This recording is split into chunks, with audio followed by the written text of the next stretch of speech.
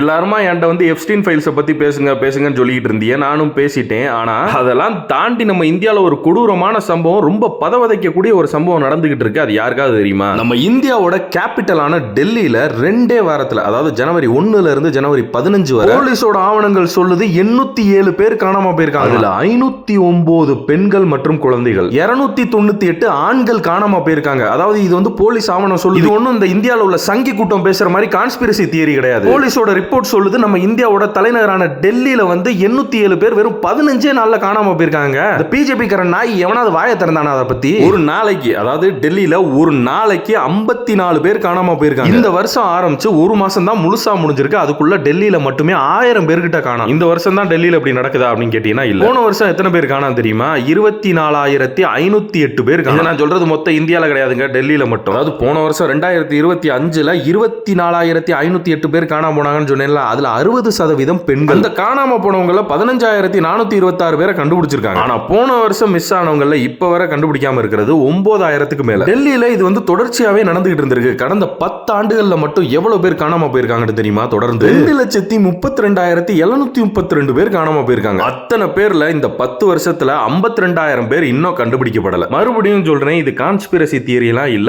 Police report சொல்லுது. இந்த மாதிரி மிஸ்ஸிங்க்கு காரணமா என்ன சொல்றாங்கன்னா, முக்கியமா கடத்தல், அதுக்கப்புறம் காதல், அதுக்கப்புறம் குடும்ப பிரச்சனை அப்படின்றாங்க. இந்த 3 கேட்டகரியில இந்த காதல், குடும்ப தகராறு ஒரு குரூப் இருந்தாலும் நிறைய பெண்கள், குழந்தைகள் உட்பட கடத்தல்ல காணாம போயிருக்கு. இன்னும் சில பேர் இறந்தும் போயிருக்கலாம், அதனால கண்டுபிடிக்கப்பட முடியல அப்படின்ற மாதிரியும் சொல்லியிருக்காங்க. இதுல பெரிய ஒரு விஷயம் என்னன்னா, இந்த வருஷம் ஆரம்பிச்சு ஒரு மாசம் தான் முழுசா முடிஞ்சு. அதுலயும் முதல் 15 நாளைக்கு உள்ள ஒரு ரிப்போர்ட் மட்டும் தான் நம்மளுக்கு வெளியாயிருக்கு. அதுலயும் பாத்தீங்கன்னா 807 பேர் காணாம போயிருக்காங்க, 509 பெண்கள், குழந்தைகள் உட்பட. இதுல கொடுமை என்னன்னா, பிஜேபி காரங்க இங்க உட்கார்ந்துகிட்டு தமிழ்நாட்டுல பெண்களுக்கு பாதுகாப்பு இல்லைன்னு பேசிட்டு இருப்பேன். நீங்க எல்லாம் பேசுற அளவுக்கு தமிழ்நாடு ஆயிரலாம். நாக்பூர் நக்கியலா நம்ம தமிழ்நாடு, சாரி எங்க தமிழ்நாடு, நம்ம இந்தியால பெண்களுக்கு எதிராக நடக்குதுல அந்த வன்கொடுமைகள், வன்முறைகள், அதுல முதல் 10 மாநிலங்கள் இருக்குல்ல, அதுல நம்ம தமிழ்நாட்டெல்லாம் இல்ல. முக்காவாசி உங்க பாரதிய பார்ட்டி ஆள்ற மாநிலம் தான் இருக்கு.